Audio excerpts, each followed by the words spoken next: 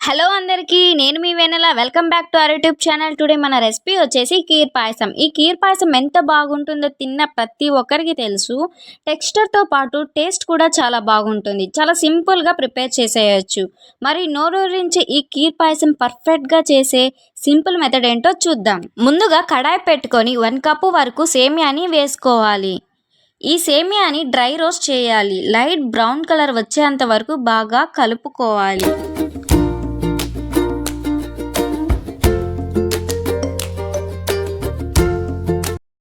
తరువాత 2 గ్లాసుల వరకు వాటర్ని పోసుకోవాలి. ఈ సేమియాని వాటర్లో కలిసేలా బాగా కలుపుకోవాలి. నేనైతే 1 కప్ అయితే సేమియా తీసుకున్నాను. దానికి 2 గ్లాసులు వాటర్ అయితే సరిపోతుంది. మ్యాక్సిమం 3 మినిట్స్ అయితే చాలు ఉడికించడానికి. 3 మినిట్స్ అయితే అయిపోయింది, బాగా ఉడికిపోయాయి. తరువాత మరో కడాయి పెట్టుకొని పాలునైతే పోసుకోవాలి. నేనైతే 1/4 వరకు తీసుకున్నాను పాలని. నేనైతే ప్యాకెట్ పాలనే పోస్తున్నాను. పాలను పోసుకున్న తర్వాత ఒకసారి కలుపుకోవాలి. ఈ పాలు అనేవి 2 పొంగులు వస్తే చాలు.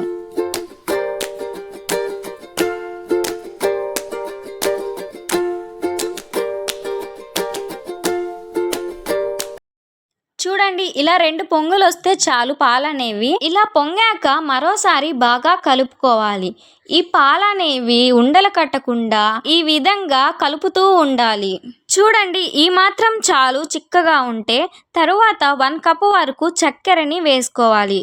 బాగా మిక్స్ చేసుకోవాలి ఈ చక్కెరని మిల్క్లో. అలా మిక్స్ చేసుకున్న తర్వాత మనం ఆల్రెడీ వేయించి పెట్టుకున్న సేమియాని ఈ పాలల్లో వేసుకోవాలి. ఎందుకు సేమియాని ఉడికించి వేసుకుంటున్నానంటే ఈ సేమియాలో డస్ట్ ఏమైనా ఉంటుందేమో అని ఉడికించి వేసుకుంటున్నాను. లేదంటే డైరెక్ట్గానే వేసుకోవచ్చు. ఆల్రెడీ మనం సేమియాని ఉడికించుకున్నాం కాబట్టి లేట్ ఏముండదు, తొందరగానే అయిపోతుంది. తరువాత 2 ఇలాచీలను వేసుకోవాలి. అలాగే ఫుడ్ కలర్ని వాటర్లో పోసుకొని 2 స్పూన్స్ వరకు వేసుకుంటున్నాను.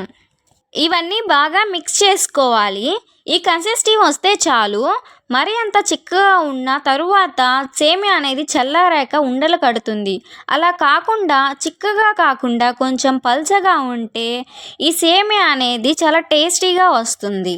అంతేనండి, కీర్ పాయసం అయితే రెడీ అయిపోయింది. కొత్తగా ట్రై చేశాను. కేవలం 4 ఇంగ్రీడియంట్స్తోనే ప్రిపేర్ చేయొచ్చు. కేవలం 10 మినిట్స్లో అంతేనండి. ఎంతో టేస్టీగా పర్ఫెక్ట్గా ఇలా ప్రిపేర్ చేయొచ్చు. ఎక్కువ కాస్ట్లు పెట్టి బయట తినడం కన్నా ఇంట్లోనే ఇలా 4 ఇంగ్రీడియంట్స్తోనే ఈ కీర్ పాయసాన్ని ప్రిపేర్ చేసుకోవచ్చు.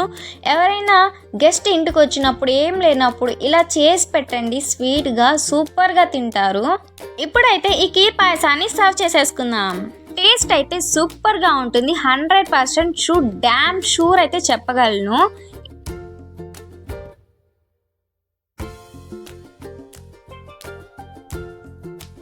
అంతేనండి, ఈ కీర్ పాయసం అయితే రెడీ అయిపోయింది. ఎవరైనా కొత్తగా నా వీడియోస్ చూస్తున్నట్టయితే సబ్స్క్రైబ్ చేసుకోండి. అలాగే లైక్ చేసి మీ ఫ్రెండ్స్కి షేర్ చేయండి. అలా చేసినట్టయితే నాకు ఎంతో సపోర్ట్ చేసిన వాళ్ళు అవుతారు. నెక్స్ట్ వీడియోలో మళ్ళీ కలుద్దాం. Thanks for watching our videos. Bye.